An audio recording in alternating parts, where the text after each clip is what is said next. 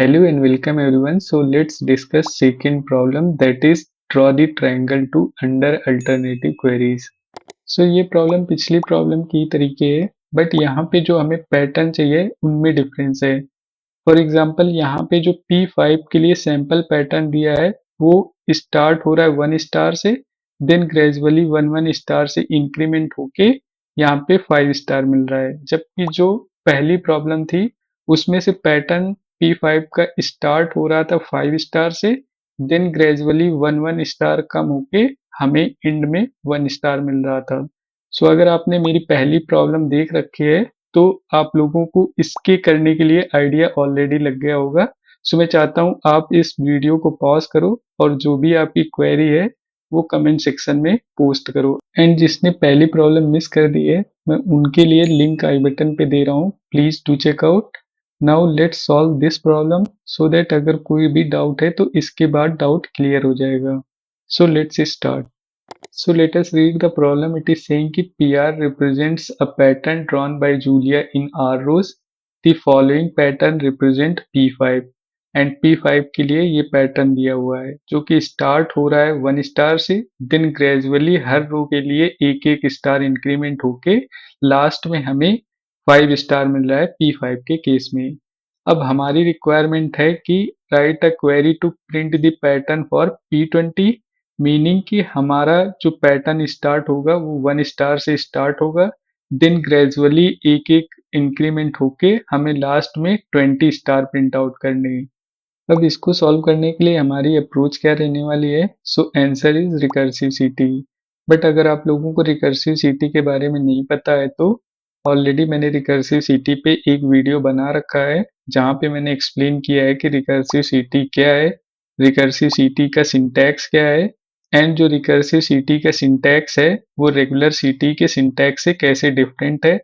Third, मैंने वहाँ पे एक्सप्लेन किया है कि रिकर्सिव सीटी के क्या क्या प्रैक्टिकल यूज केस हैं। मैं वीडियो की लिंक आई बटन पे दे रहा हूँ and I highly recommend that you must watch that video. उसके बाद इसको करना बहुत इजी हो जाएगा। Now let's back to the question. अब देखते हैं कि हम लोग इसको सॉल्व करने के लिए क्या स्टेप फॉलो करने वाले हैं। सो फर्स्ट स्टेप में हम लोग एक सीक्वेंस जनरेट करेंगे जो कि स्टार्ट होगी 1 से एंड एंड होगी 20 पे। नेक्स्ट स्टेप में इन्हीं सीक्वेंस नंबर को स्टार पैटर्न में चेंज करेंगे। फॉर एग्जाम्पल 1 को 1 स्टार में, 2 को 2 स्टार में, 3 को 3 स्टार में, लाइकवाइज 18 19 एंड 20 को। So after generating this one, यही हमारा क्वेश्चन का रिक्वायरमेंट है कि हमें P20 के लिए ऐसा पैटर्न जनरेट करना है। सो होप ये क्वेश्चन समझ में आया होगा। नाउ लेट्स सी इसके लिए क्वेरी कैसे लिखते हैं। सो आई बिलीव आप लोगों को रिकर्सिव सीटी के जर्नल सिंटैक्स स्ट्रक्चर के बारे में ऑलरेडी पता होगा, या आपने मेरा रिकर्सिव सीटी का वीडियो देखा होगा तो पता चल गया होगा। बट रेफरेंस के लिए यहाँ पे मैं रिकर्सिव सीटी के जर्नल सिंटैक्स स्ट्रक्चर को पेस्ट कर रहा हूँ। सेकेंड, अभी मैंने यहाँ पे माई सीक्वल सर्वर सिलेक्ट कर रखा है। सो जो क्वेरी लिखूंगा उसके सिंटैक्स दूसरे सर्वर के लिए डिफरेंट रहेंगे, बट कोड लॉजिक सेम रहेगा। डोंट वरी, एक बार यहाँ पे क्वेरी लिखने के बाद मैं उसको MS SQL सर्वर पे भी रन करके दिखाऊंगा कि वहाँ पे सिंटैक्स में हमें क्या क्या चेंजेस करने पड़ेंगे। एंड इन केस आप दूसरा कोई सर्वर यूज कर रहे हैं तो आप मुझे कमेंट सेक्शन में बता सकते हैं। Now let's start writing query for the same. So सबसे पहले हम लोग रिकर्सिव सीटी डिफाइन करेंगे। उसके लिए मैं लिख रहा हूँ with, then recursive as a keyword, and then recursive CTE का नेम, एंड रिकर्सिव सीटी का नेम दे रहा हूँ टेम्प एंड एस। इसके बाद एक ब्रैकेट स्टार्ट कर रहा हूँ एंड इस ब्रैकेट के अंदर 3 मेंबर रहेंगे। दैट इज पहला मेरा एंकर मेंबर, दूसरा recursive member, third termination condition. Now coming back to the anchor member, यहाँ पे हम लोग स्टार्टिंग पॉइंट डिफाइन करेंगे and in this case our starting point is 1। So मैं लिख रहा हूँ सिलेक्ट 1 एज n। नाउ ये क्वेरी एग्जीक्यूट होगी एंड जो भी इसका रिजल्ट आएगा वो टेम्परेरी टेबल में स्टोर हो जाएगा। नेक्स्ट हमारा रिकर्जन प्रोसेस स्टार्ट होगा एंड रिकर्जन का लॉजिक सिंपल है।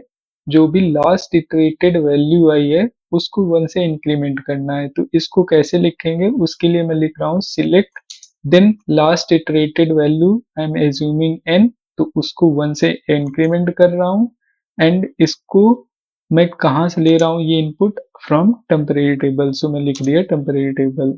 नेक्स्ट, अब मेरे anchor member and recursive member के बीच का रिलेशन बताने के लिए मैं यूनियन ऑल का यूज कर रहा हूँ। आप लोग यूनियन का भी यूज कर सकते हैं।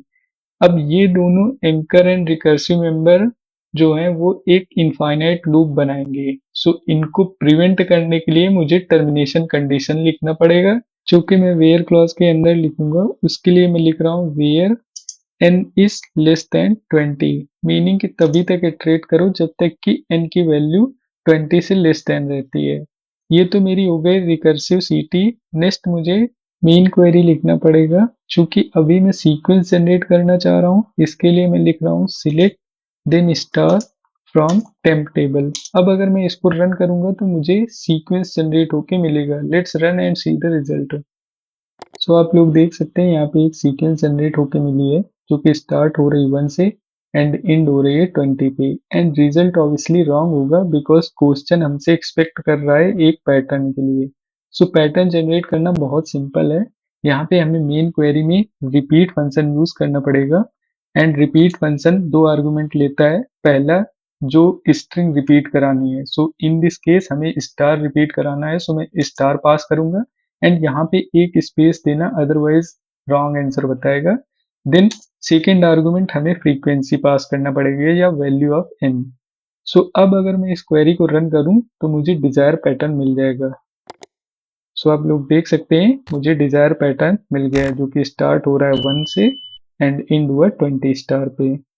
नेक्स्ट देखते हैं ये क्वेरी सीक्वल सर्वर में कैसे रन कर सकते हैं एंड उसके लिए हमें क्या क्या चेंजेस करना पड़ेगा। तो सबसे पहले मैं ये क्वेरी कॉपी करता हूँ एंड यहाँ से सर्वर चेंज करता हूँ। नेक्स्ट इसको पेस्ट करता हूँ। अब पहला चेंजेस जो हमें करना पड़ेगा, यहाँ पे रिकर्सिव टर्म हटा दो, कीवर्ड कोई ज़रूरत नहीं है, बिकॉज यहाँ पे जो लैंग्वेज यूज हो रही है वो ऑटोमेटिकली रिकॉग्नाइज कर लेगी अगर ये इसी के अंदर रेफरेंस हुआ है। तो यहाँ पे टेम्परेरी टेबल खुद को रिफर कर रही है, सो रिकॉग्नाइज कर लेगा कि ये एक रिकर्सिव सीटी है। नेक्स्ट यहाँ पे जो फंक्शन यूज किया गया है रिपीट, इसके प्लेस पे हमें रेप्लिकेट यूज करना पड़ेगा। बाकी चीजें सेम रहेंगी। अगर अब मैं रन करके दिखाऊं तो यही सेम रिजल्ट आने वाला है। सो आप लोग देख सकते हैं सेम रिजल्ट आ गया, जो कि स्टार्ट हो रहा है 1 स्टार से एंड एंड हुआ 20 स्टार पे। सो आई होप कि ये क्वेश्चन समझ में आया होगा एंड मोर इम्पोर्टेंटली आप लोगों को ये समझ में आया होगा कि हम लोग रिकर्सिव सीटी का यूज करके सीक्वेंस कैसे जनरेट कर सकते हैं एंड रिकर्सिव सीटी का यूज करके पैटर्न कैसे जनरेट कर सकते हैं। अगर कोई भी डाउट अभी भी है तो you can ask me in the comment section. If you enjoyed the video, do let me know in the comment, and if you haven't subscribed yet, please consider subscribing. Thank you for watching. See you in the next one.